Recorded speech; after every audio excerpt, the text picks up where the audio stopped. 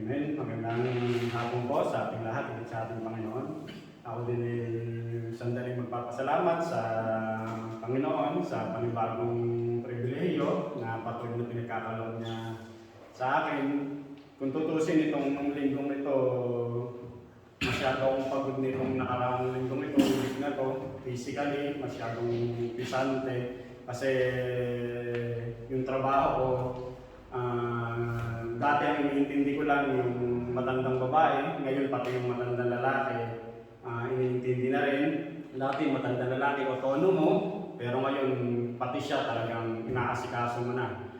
Bukod doon, yung bahay ng amo ko, nung kalakasan ng ulan nung siguro last month yun, o last 2 weeks o 3 weeks na nakaraan, sa lakas ng ulan, pati doon sa loob ng bahay, bumaha. Kaya dun, itong linggong ito, kumbaga nagsimula na yung mga operayo, trinabaho. Kaya may dalawang matanda ka na, tapos ako pa yung parang katiwala kung sa bahay. Kaya masyadong marami kang iniisip, kaya talagang stress na stress ka sa papagod physically. Tapos siyempre, nag-aaral ka, magtuturo ka kahit sa recruiter. Pero salamat sa Panginoon, na-bless ako doon sa mga nagre-recruiter, maging kay Jaire. Kapag nagtuturo ako, kumbaga, yung mga respondent niya, kumbaga naiintindihan niya yung mga sinasagot. Kaya yun yung mga kumbaga parang nakakalubag loob na yung mga pagpapagal na ginagawa mo, pagtuturo mo para sa Panginoon, naunawaan ng mga ragazzi. Kaya salamat sa Panginoon, maging sa oras nito, na nag-adjust ng oras kahit pa paano, may dagdag na 1 oras na tulog.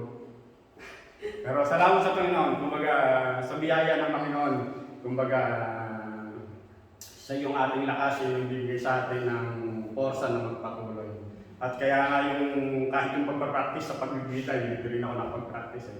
Kasi nga, empeñado masyado sa trabaho. Bukod doon, yung reliever, nagkalagnat, kaya wala akong oras na umuwi ng maaga kasi halos tutulo jornata ako ngayong nakaraang linggo, kaya talagang yung pagod, physically talagang yung isipin sa matanda, isipin sa trabaho, kumbaga talagang nakakapagod physically. Pero biyaya ng Panginoon na naririto tayo, nagagawa yung mga dapat gawin para sa kanyang gawain. Alora, ang ating pag-aaralan sa araw na ito, magmumula sa aklat ng Marcos.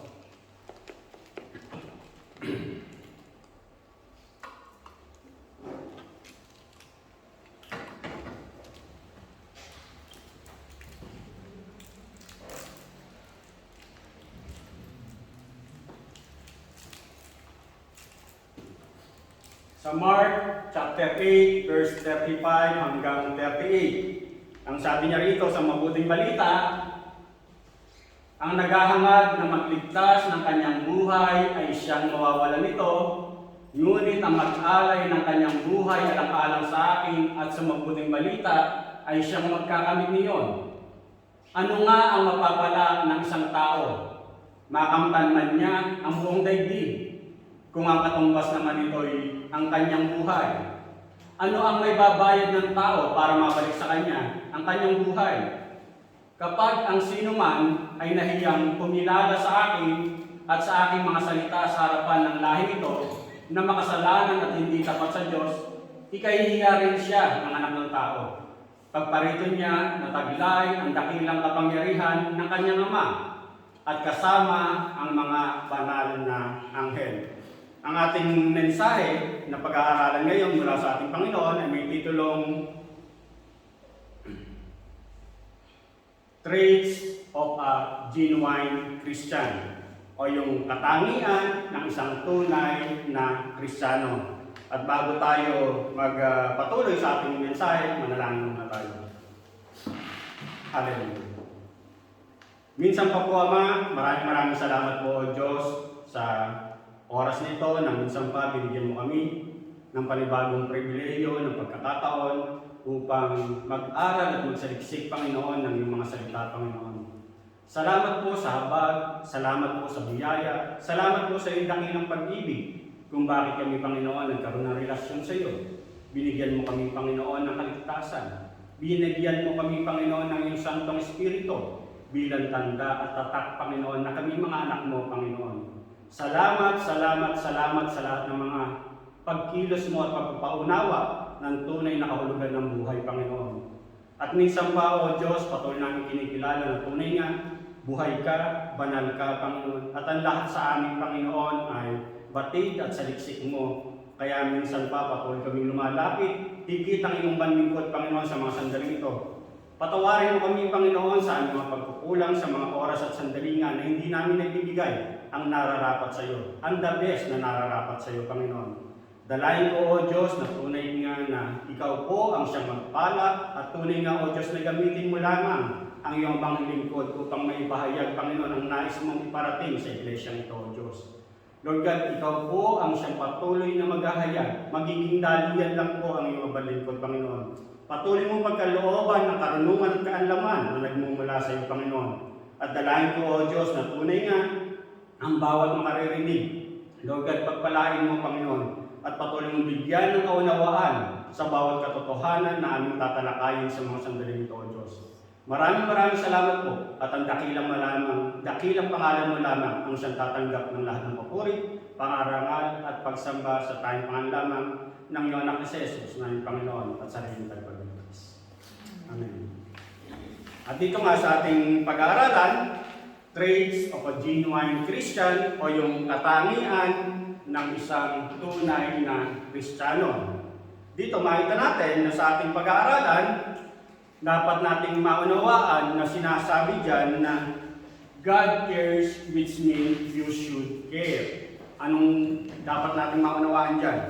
Dito, sa ating mensahe, malinaw na merong, kumbaga sa mga talatang ating binasa, malinaw na may itinuturo si Marcos na siyang sumulat nitong mga talatang ating pag-aaralan. Na merong mga katangian ng isang tunay na Kristiyano. Kung dito makita rin natin na marami kasi ang nagsasabing Kristiyano siya, pero kapag yung may mga aral na hindi nila matanda o namimili lang sila ng mga aral na gusto nilang tanggapin o pakinggan, pero malinaw ang salita ng Diyos, ang kasulatan ng Biblia, kumbaga, kinasihan niya ng Diyos. Kumbaga, ang Santong Espiritu, kumbaga, gumamit siya ng kanyang mga tagapanulat, mga propeta, mga apostol upang isulat ang kanyang mga salita. At dito makita natin na anumang mga sulat, kumbaga, dapat din natin ituro kung ano yung mga katotohanan na nagmumula sa parawalan niya.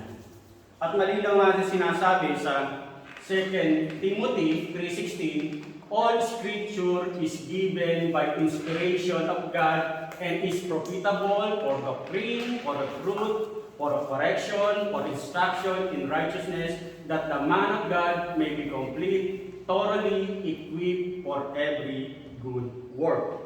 Dito makita natin na sa atin kasi kung minsan, kapag ang pag-uusapan ay yung reproof, correction, o pagtatama, pagtutuwid, kumbaga, maraming nakakapin, maraming nasasaktan. Ito minsan na nagiging dahilan kung bakit hindi nagpapatuloy, o ito yung mga ilang dahilan kung bakit hindi atin kasi nasaktan sa mensahe. Pero ito yung itinuturo ng salita ng Diyos. Ika nga.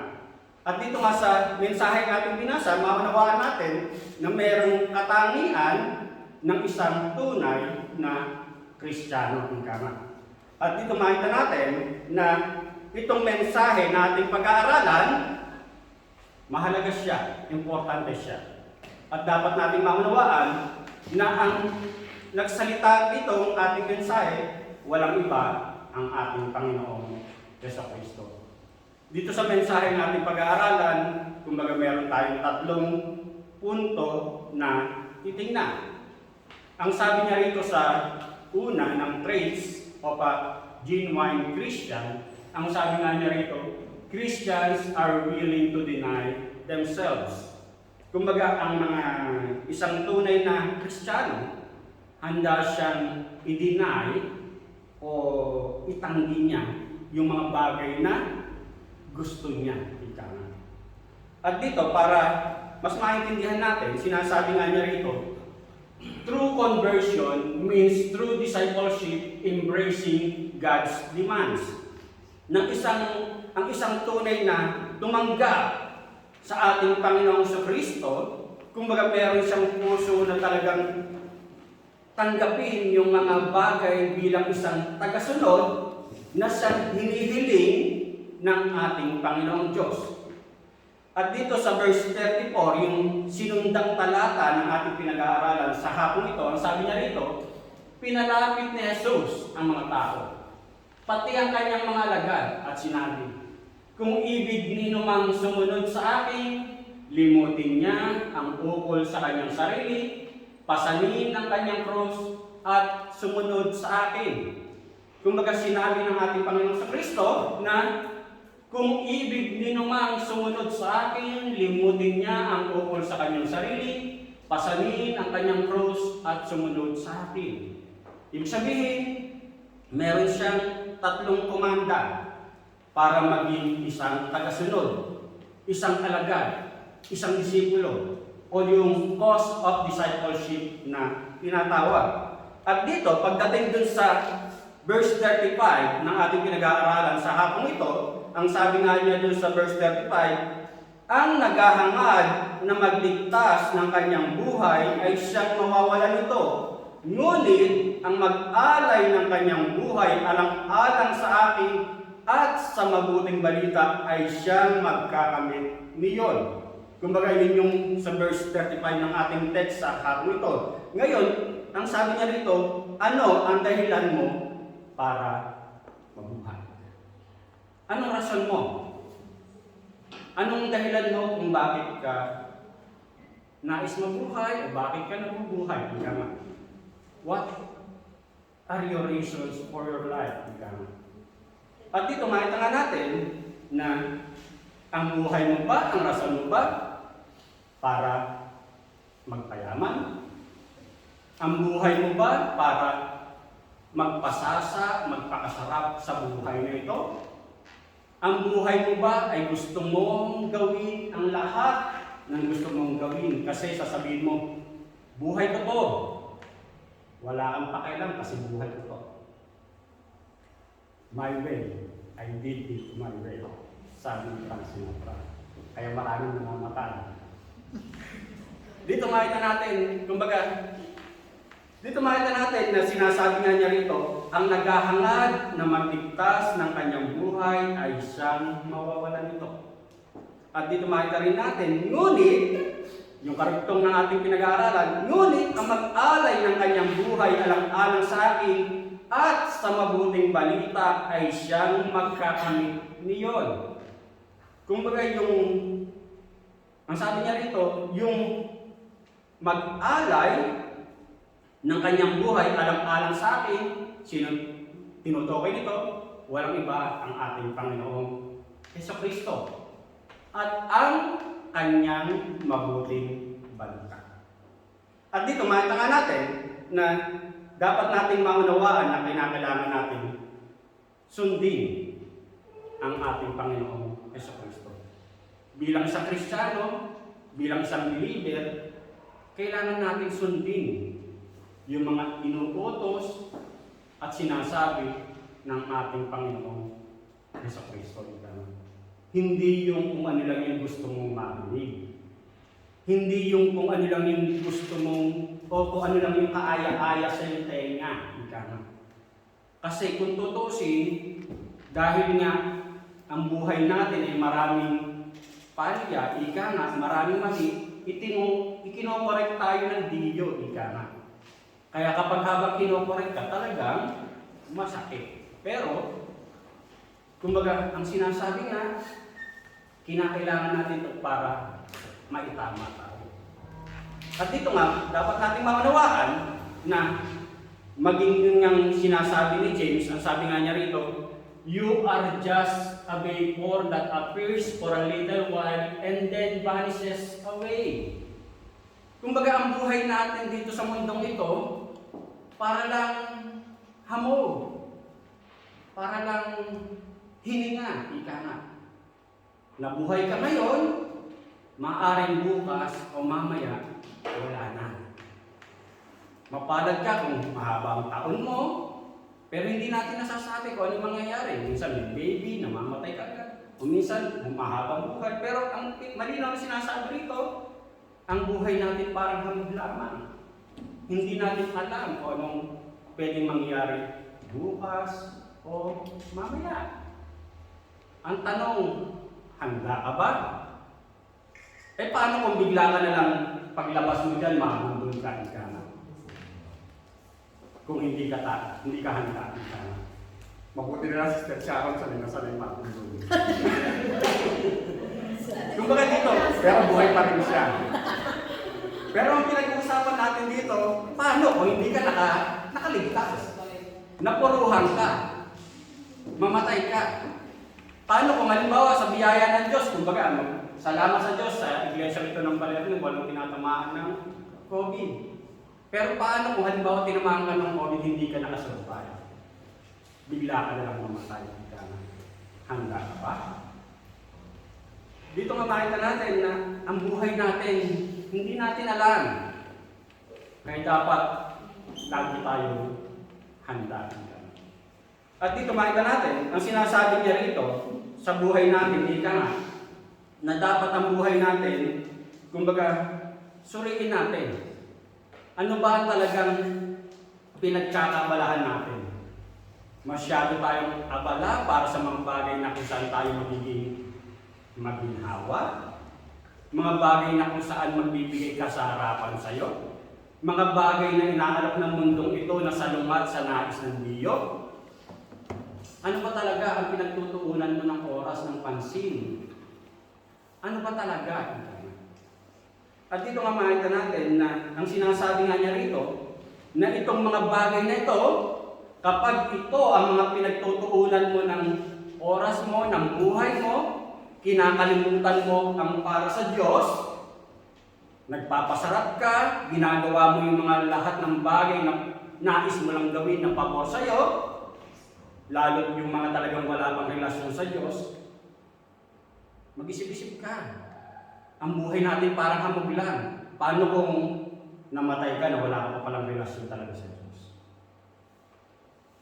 At ang sinasabi nga, kapag itong mga bagay na ito na puro pasarap sa buhay ang iyong pinagtutuunan ng pansin, ito magiging daan para lalong hindi mo maisip yung eternal life o buhay na walang hanggan. Hindi mo na siya sinasama sa iniisip mo. Hindi ko pa oras siguro, mag-iisip pa siguro, baka next year siguro, baka maaaring tanggapin ko ng Diyos. Tanggapin ko na si Lord Jesus Christ bilang personal Lord and Savior. Paano kung hindi ka na umabot ng next year? Kahit sabi mo, November na ngayon, matatapos na yung October, November, 2 months na lang, baka bukas lang, mabangga ka na dyan. Huwag naman sana. Pero, kumbaga, hindi natin nga alam ang buhay. Dito makita natin na ang sinasabi na niya rito, dapat nating maunawaan na sa buhay natin, dapat alam mo kung ano yung pinapriority.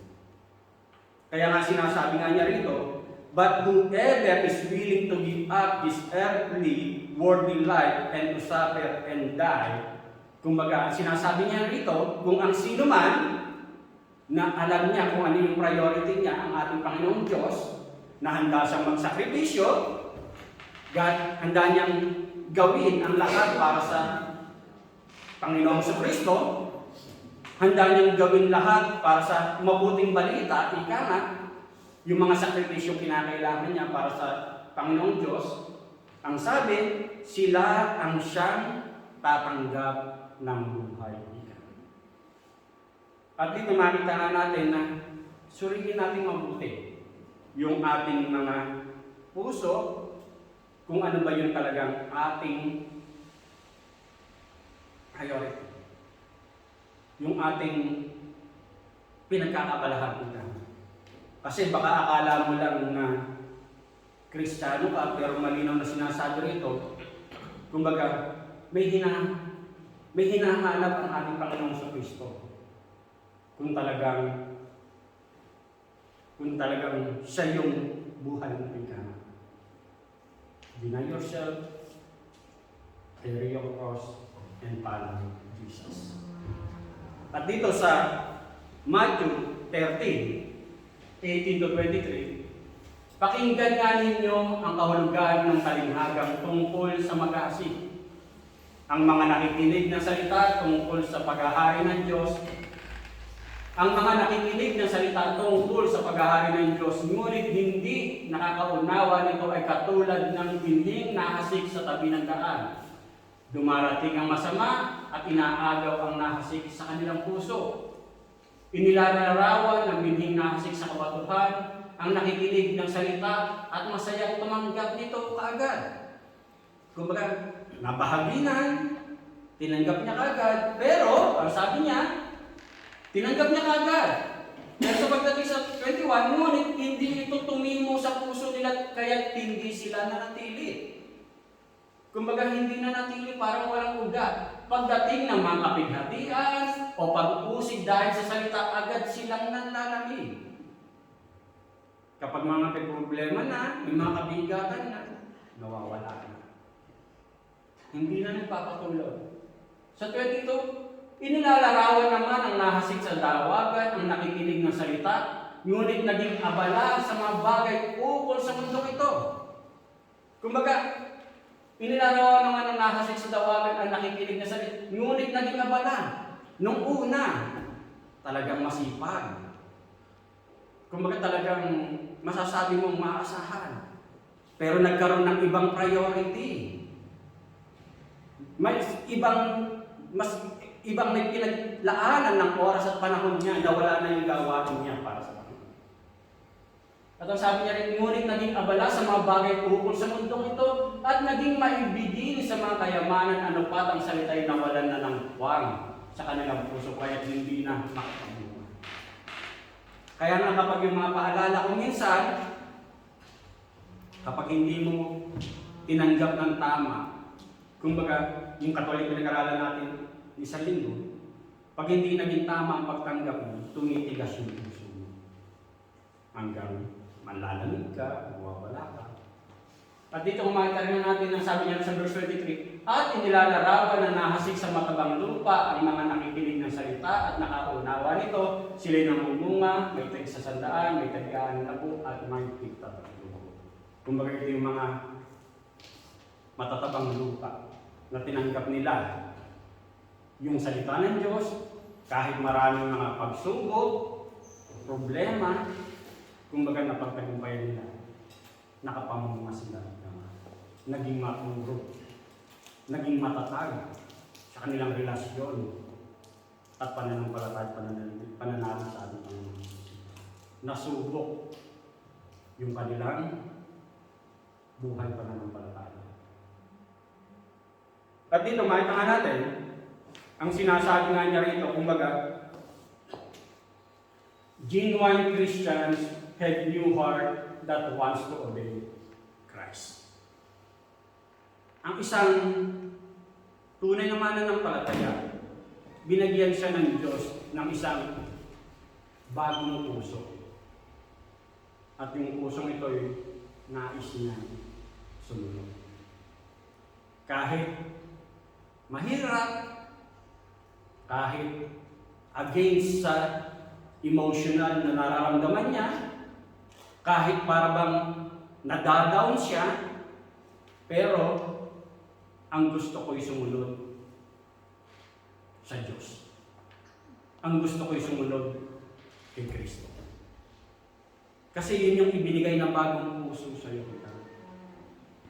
Kasi nga, ang nais mo'y makasunod sa kalooban ng Diyos.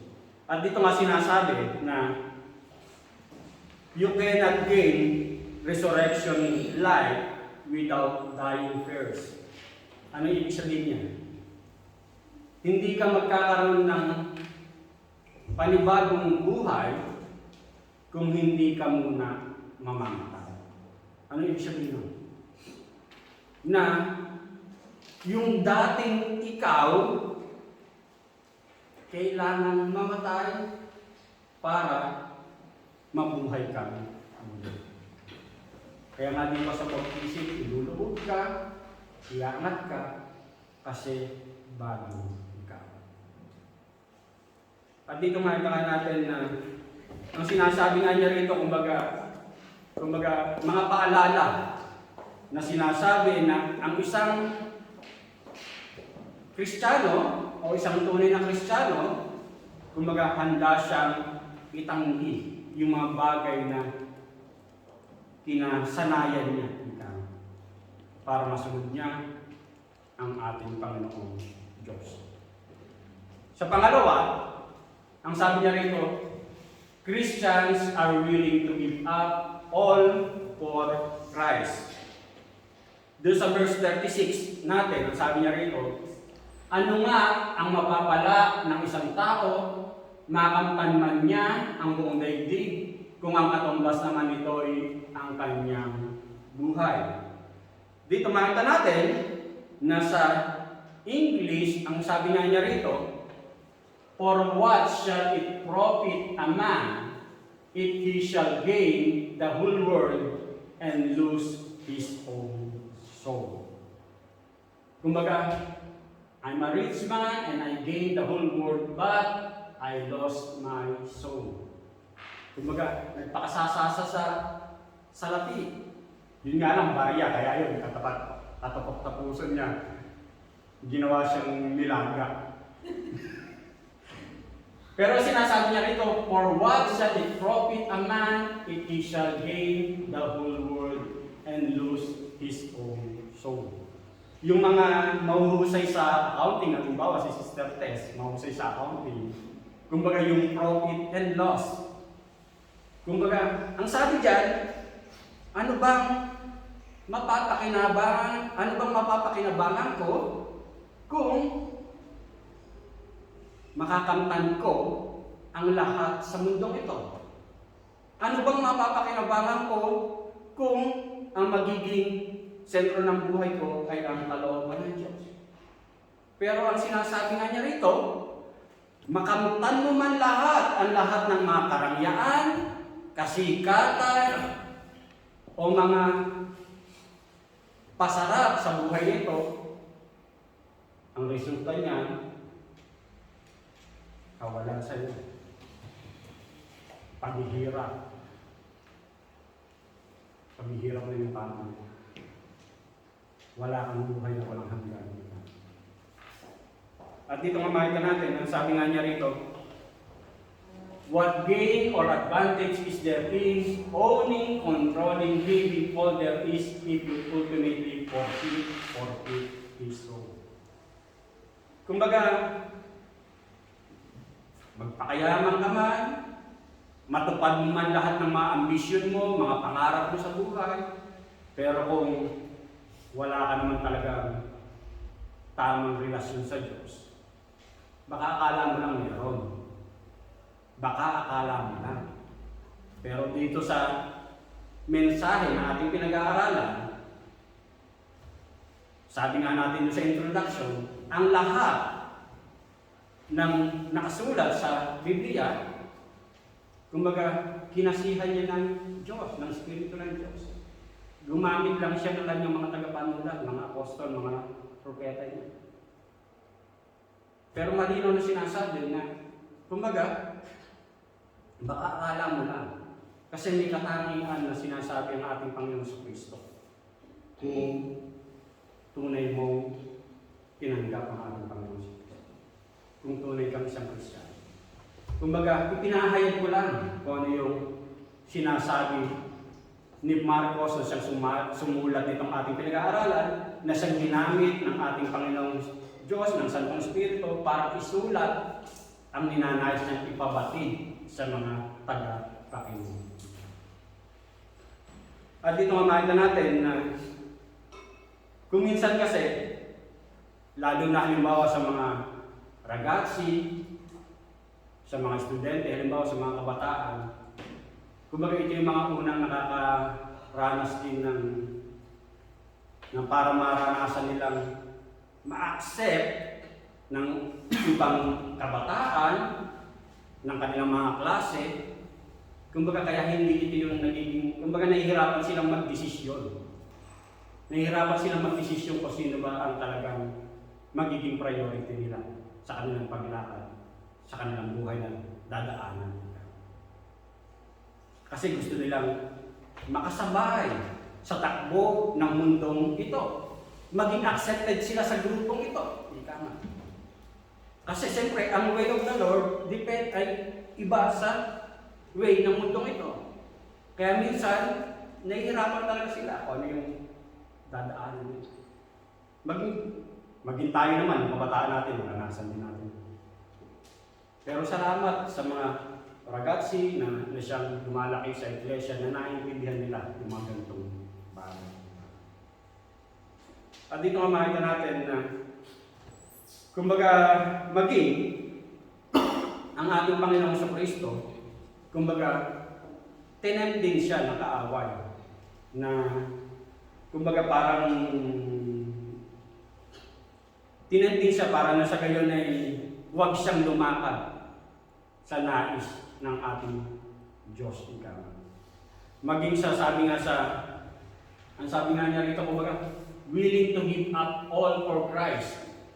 Dito makita natin, pag sinabi yung willing to give up all for Christ, kumbaga lahat ng sa aspeto ng buhay mo, kumbaga handa mong isuko, ibigay para sa ating Panginoong Diyos. Sa ating Panginoon si Kristo. Hindi lang yung kung ano yung nais mo. Patuloy nga nung minsan nga sinasabi ng iba na mahal ko ang ating Panginoon si Kristo, pero patuloy pinag-aralan natin nakarang Webes. Mahal ko ang ating Panginoon si Kristo, pero non toca questa parte. Hindi. Kasi lahat dapat natin ibigay sa ating Panginoon Diyos. Kung yung mga ugaling nahihirapan kang tanggalin, kakayanin mo yan kung talagang ibibigay mo sa ating Panginoon Diyos. Kaya mo yan. Ipagkatiwala mo lang, isuko mo lang, sumunod ka lamang. Kumbaga, i-deny mo lamang ang iyong sarili. Huwag mong sundin yung sarili mo, huwag mong sundin yung laman mo. Ang sundin mo, ang Santong Espiritu ipinagkaloob sa isang mananampalataya. Kaya mo yun. At dito nga makita natin, maging ang ating Panginoong sa Kristo nga, sinubok rin kung hanggang saan siya lalakad, susunod, nung siya'y naroon sa wilderness, bago siya magsimula sa kanyang ministeryo. Sa Luke 4:58, dinala siya ng dyablo sa isang napakataas na lugar at sa isang saglit ay ipinakita sa kanya ang lahat ng kaharian ng sanlibutan. Ibibigay ko sa iyo ang lahat ng kapangyarihan at kadakilaan ng mga kaharian ito. Wika ng dyablo. Ipinagkaloob ito sa akin at may bibigay ko sa kanino ibigin ko. Kaya't kung ako'y sasambahin mo, magiging iyong lahat ito. Sumagot si Jesus, nasusulat, ang iyong Diyos at Panginoon ang sasambahin mo at siya lamang ang iyong paglilingkod. Kumbaga, maging ang ating Panginoon sa Kristo, sinubok din siya na ibibigay ko ang lahat na ito. Siya lamang, ang dyablo, ang kaaway lamang, ang siyang iyong sundin. Maging sa buhay nga natin, kumbaga, sino ba talaga ang siyang sinusunod natin sa ating mga? At ito makita natin, dapat natin maunawaan na ang ating buhay, at sabi nga niyo dyan ito, kumbaga ang iyong Diyos at Panginoon ang sasambahin mo at siya lamang ang iyong paglilingkod. Prima dituto ang ating Diyos, ang ating Diyos. sekonda na ang ilang aspeto ng ating buhay.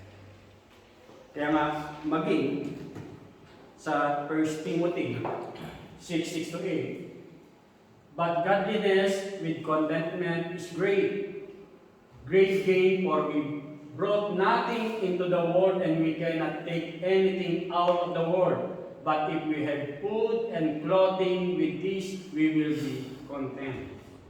Anong pinaunawa sa atin? Kasi nga, katulad nung kanina doon sa talinhaga ng maghahasi, masyado ng maraming naging balakid o pinagkaabalahan, kaya nawala ito. At ang sinasabi nga niya rito, but godliness with contentment is great gain. Kung ano yung meron tayo, at alam mong nakakakain ka 3 beses, wala kang sakit, yung mga pangangailangan mo na riyan, hindi man sobra-sobra pero sapat naman.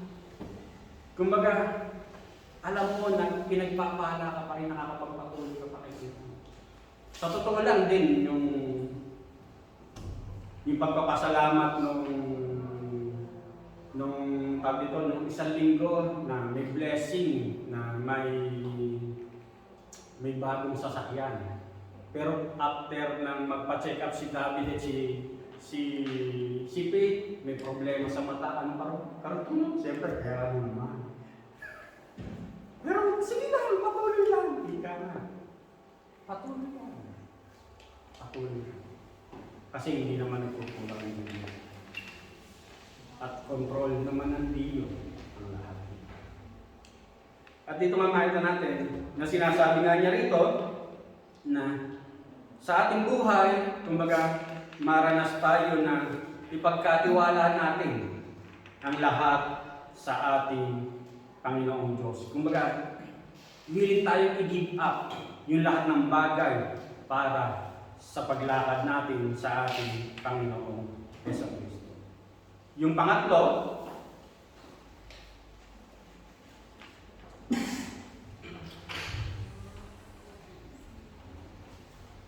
ang sabi niya sa pangatlo, Christians are willing to stand up for rights. Doon sa verse 38 ng ating text, ang sabi niya rito, kapag ang sino man ay nahiyang kumilala sa akin at sa aking mga salita sa harapan ng lahing ito, na makasalanan at hindi tapat sa Diyos, ikahihiya rin siya ng anak ng tao. Pagparito niya na tagilay ang dakilang kapangyarihan ng kanyang Ama at kasama ang mga banal na anghel. Dito makita natin na ang sabi nga niya rito, kumbaga, kapag ang sino man ay nahiyang kumilala sa akin at sa aking mga salita sa harapan ng lahing ito na makasalanan at hindi tapat sa Diyos. Dito makita natin na minsan may naririnig tayong mga sinasabi nilang Kristiyano siya, pero natatakot siya, nahihiya siya, maiugnay yung pangalan niya sa ating Panginoong Kristo. Natatakot siya at nahihiya siyang mabanggit man lang na Kristiyano siya o born again siya. Sinasabi niyang Kristiyano siya pero hindi umaaten sa mga gawain o hindi naghahanap ng gawain. Pero sinasabi niya, Kristiyano siya. Kasi minsan ang dahilan nga, kasi natatakot, nahihiya sa sasabihin ng ibang tao. Minsan yun ang kanilang dahilan. At dito nga makita natin, matatawag mo nga ba yung Kristiyano yung mga ganong tao? Kung ito ang ating pagbabatayan. Kumbaga pinapahayag lang natin kung ano yung itinuturo ni Marcos sa mga talatang ito na siyang sumulat at ginamit ng ating Panginoon. At dito nga makita natin, ang sinasabi nga niya rito, Jesus makes sure you realize the embarrassment applies not only to who He is, but what He says. Anong sabi? Dapat nating maunawaan na yung sinasabi ng ating Panginoong Kristo na nahihiya ka, natatakot ka, na may na yung pangalan mo sa ating Panginoong Kristo, maging dun sa mga itinuturo't sinasabi ng ating Panginoong Kristo. Kumbaga dito makita natin na ang sinasabi nga niya rito, dapat natin i-check kung tama ba yung ating pagkaunawa. Sinasabi mong Kristiyano ka pero ayaw mong mayugnay yung pangalan mo sa ating Panginoong Kristo, ayaw mong matawag na Kristiyano, ayaw mong matawag na born again, ayaw mong sundin yung mga tinuturo ng salita ng Diyos, ayaw mong umaten sa mga gawain, pero sinasabi mong Kristiyano. Tinuturo lang natin kung ano yung sinasabi ni Marcos. At dito makita nga natin na sinasabi nga niya rito, ang isang tunay na tagasunod ni Kristo ay hindi nahihiyang may ugnay ang kanyang pangalan kay Jesus at maging sa mga bagay na ipinag-uutos o ipinagagawa. Kasi nga, ang isang Kristiyano kasi talaga kapag pag dito naglipat lugar ka o halimbawa naglipat ibang bansa ka, ibang lugar ka, hahanapin mo yung kapwa mo Kristiyano. Kasi yun yung espiritong nasa sayo. Hahanapin mo yun. Realidad yun, kasi yun yung nasa sayo. At dito nga makita natin na ang mas nakakatakot, kapag yung mas nahihiya ka sa sasabihin ng ibang tao, kaya hindi ka nagpapatuloy, kaya hindi ka ma-attend kasi natatakot ka sa isasabihin ng ibang tao. Hindi ka matakot sa sasabihin ng Diyos sa iyo. Kasi ang iniisip mo, matatakot yung mga kababayan ko, natatakot ka sa sasabihin ng mga kababayan mo, natatakot ka sa sasabihin ng mga pamilya mong hindi mananampalataya. Hindi ka natatakot sa ating Panginoon Hesus Kristo, sa ating Panginoon. Mas matakot ka sa Diyos, hindi sa tao ikaw.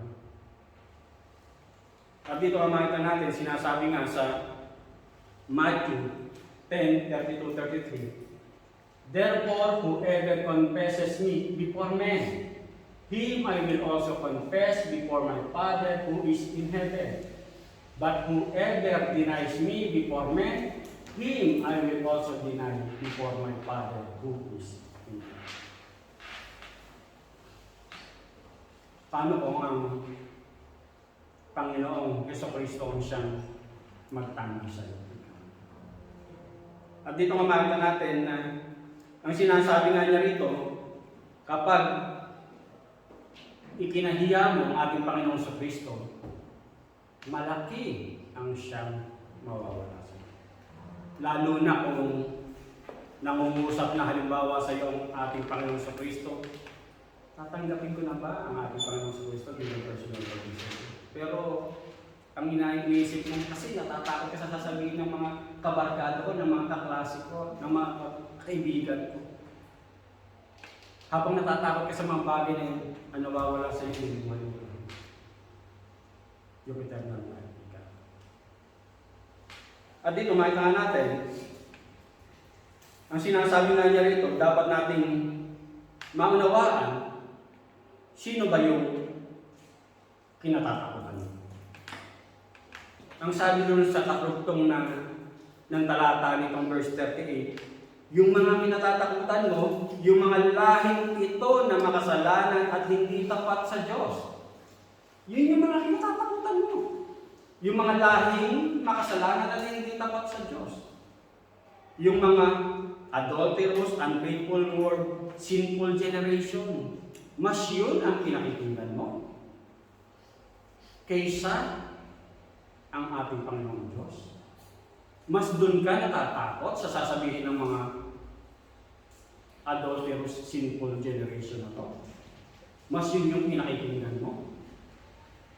At dito nga makita natin, ang sabi nga niya rito, doon sa verse 38, ang sabi niya rito,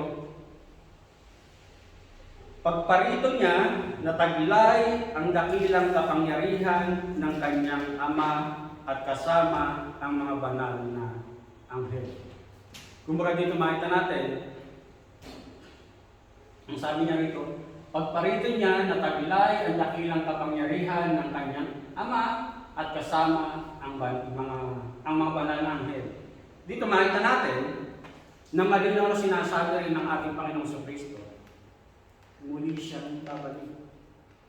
Hindi natin alam, pero muli siyang babalik.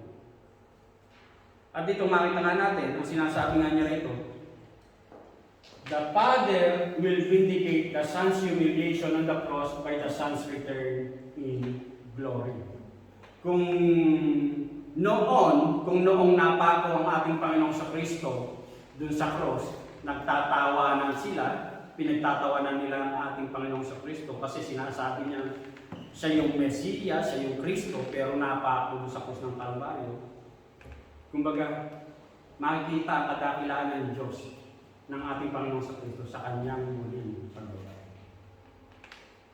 At dito makita nga natin, sinasabi nga niya rito, bilang isang Kristiyano, dapat nating maunawaan, pay the price of a true disciple. Ano ibig sabihin nito? Kasi nga, sa ating pagsunod, may mga paghihirap talaga rin tayong mararanasan. Bahagi yan eh. Kasama yan, ika nga. Kung yun ng ating Panginoon at sariling tagapagligtas, kumbaga, nagdusa, naghirap, tayo pa kayang mga tagasunod, hindi tayo makakaranas. Kaya na ipagpasalamat natin kung tayo nakakaranas ng persecution dahil sa pagsunod sa Kanya. Bahagi yan. Kaya nga, deny yourself, take up your cross, and follow Jesus. Bahagi yan sa ating paglakad. At dito makita natin, ang pinaunawa sa atin dito, patuloy natin kilalanin ang ating Panginoon Jesucristo. Patuloy natin akapin, ika nga, kung ano man yung mga cross ng buhay na dinadala natin. At dito makita natin na naalala ko siguro yung cross, siguro nakita nyo rin, yung sa nabibigatan siya sa cross na kanyang binibitbit, kaya tinalya yung kanyang cross. Ngayon, nung kailangan na niyang tumawid, dahil sa katatalyan ng kanyang cross, yung palang cross na yun ang kailangan niya para makatawid din siya kabilang lahat. Eh dahil sa tinalya ng talagya, wala na. Kasi hindi niya binitbit yung kanyang cross. Hindi niya hinarap. Hindi niya hinarap yung kanyang cross. Hindi niya dinala yung kanyang cross. At dito nga makita natin na bahagi yan sa ating paglakad bilang isang tagasunod ng ating Panginoong Jesucristo. Kasi nga, nililinis tayo eh. Yung purity, yung kalinisan, para pagharap natin sa muling pagbabalik ng ating Panginoong Jesucristo, kumbaga, we are pure. Isang babae nagkakasal, busilak sa kanyang kaputian, pagdating ng kanyang mapapangasawa. At dito nga makita natin na ang ating Panginoong Jesucristo muli siyang babalik. Malinaw na sinasabi niya. At dito makita nga natin, ang sabi nga niya rito, si Jesus ay muling darating sa kaluwalhatian, tayo makikibahagi sa kaluwalhatian niya kung ang desire natin ay may pakilala siya at masunod ang mga salita niya.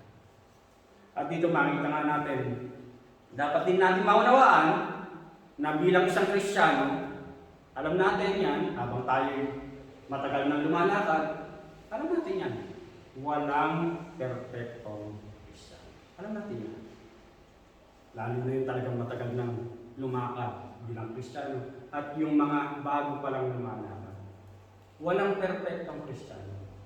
Pero, ang sinasabi nga niya rito, Pero kung ang desire mo ay talagang makalakad, makasunod sa ating Panginoong Jesucristo, alam naman ng Diyos. Hindi yung nagbabalat kayo lamang. Kasi meron yung sinasabing Kristiyano siya, pero nagbabalat kayo. Kasi wala naman talaga tayo may tatago sa Diyos. Wala tayong maililihim sa Kanya. Alam niya ang puso't isipan natin. Walang maililihim. Wala tayong may tatago sa Kanya. Pag linggo, banal na banal ka, pero yung Lunes hanggang Sabado, ano na? Wala tayong may tatago sa Diyos. Totoo yan, hindi kami. Kaya nga, ang sabi nga ni John, but Jesus did not commit himself unto them, because he knew all men and needed not that any should testify of man, for he knew what was in man. Ang sabi niya sa Tagalog, subalit hindi nagtiwala sa kanila si Jesus, sapagkat kilala niya silang lahat. Hindi na kailangang may magsalita pa sa kanya tungkol sa kaninuman, sapagkat talastas niya ang kalooban ng lahat ng tao. Wala tayong maililihim, wala tayong matatago sa Diyos. Kumbaga, walang perpektong Kristiyano. Lahat tayo nagpapaliyak. Pero alam ng Diyos kung talagang ang desire ng puso mo, makalakad sa kalooban. Hindi mo inaabuso yung grace, hindi mo inaabuso yung biyaya na ibinibigay ng Diyos. Kasi minsan sinasabi ko, grace, kasi patatawarin mo ng Diyos. Hindi ganon. Kung nga dito makita natin na ang sinasabi nga niya rito, kumbaga, alam ng Diyos ang puso natin, kaya dapat nating maunawaan na yung ang nais natin, kumbaga yung desire natin, makalakad sa nais ng Diyos. To be like Christ in righteousness and in His holiness.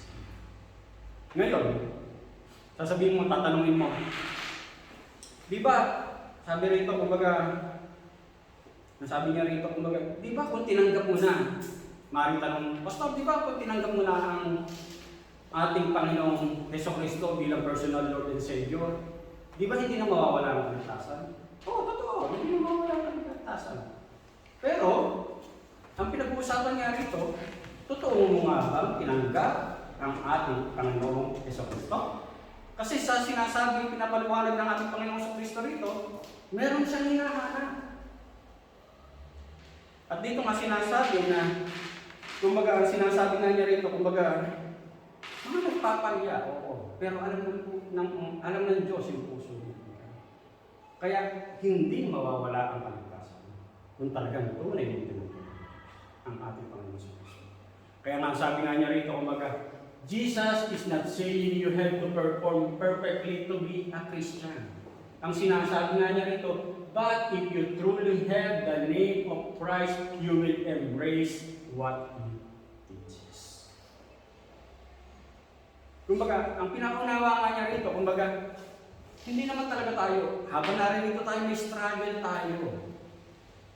May struggle tayo, may labanan tayo within the flesh and the spirit.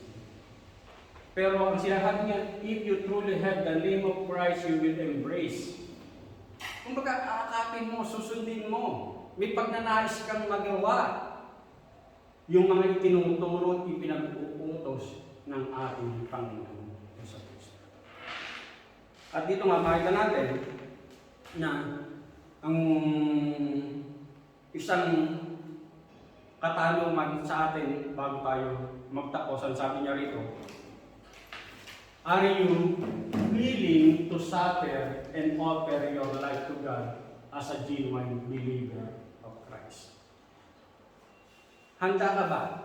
Handa mo bang tanggapin na maghirap ka, isuko mo, ialay mo ang iyong buhay sa ating Diyos bilang isang tunay na mananampalataya ng ating Panginoon sa Kristo? Sa ating mga pinag-aralan, ika nga, may hinahanap. Ang nagturo ang ating Panginoong Kristo sa panulat ni Marcos. At dito nga tinatanong tayo rito, are you willing to suffer and offer your life to God as a genuine believer? At dito, dun din sa pinag-aralan natin na ang kung sino man yung kikilala sa ating Panginoong Kristo at sa kanyang mga salita, ang siyang magkakaroon ng buhay na walang hanggan. Kaya nga ang sabi, ika nga, kumbaga, eternal rewards outweigh whatever we give up in this life. Sulit kapag sa Diyos ka nagsakripisyo, hindi ka. Amen. Kasi yung mga paghihirap mo para sa ating Panginoong Kristo, dito lang yan, hindi ka lugi. Hindi ka nawala. Nakinabang ka kung talaga ang buhay mo, pinalay mo para sa ating Panginoong Kristo at sa pagsunod sa Kanyang mga salita. At sa ating pagtatapos, ang sabi nga niya rito, kumbaga,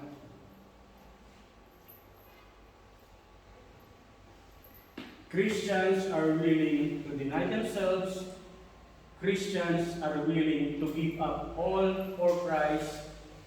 Christians are willing to stand up for Christ. At yung tulong na magmumula sa atin, kumbaga, sinasabi ni Pablo, kumbaga, I can do all things through Christ who strengthens. Kung pagkakatiwala natin lahat yan sa ating Panginoong Kristo, magagawa natin. Manalangin. Hallelujah. Minsan pa po, Ama, maraming salamat po, Panginoon, sa mga salita mo na aming pinag-aralan sa hapon ito.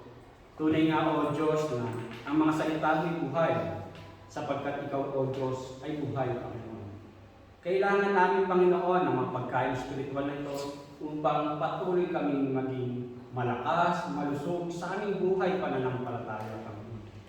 Dalayan mo nga po, O Diyos, na mga pagkain spiritual na ito, O Diyos, ay tunay na titimo sa aming puso at isipan, gamitin, i-apply namin, Panginoon, upang nang sa gayon maranasan namin ang patuloy na pagkilos mo sa amin bilang isang mananampalataya.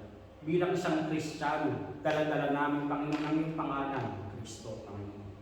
Lord God, tulungan mo kami, Panginoon, kung saan kami mahina, upang nang sa gayon patuloy ka namin maparangalan sa pamamagitan ng buhay na ipinahirap at ipinagkaloob mo namin, Panginoon. Salamat po. Ito po, Diyos, ang aking sabing dalangin sa tanyang pangangalaman ng iyong anak ni Jesus na iyong Panginoon at sa iyong Panginoon. Amen.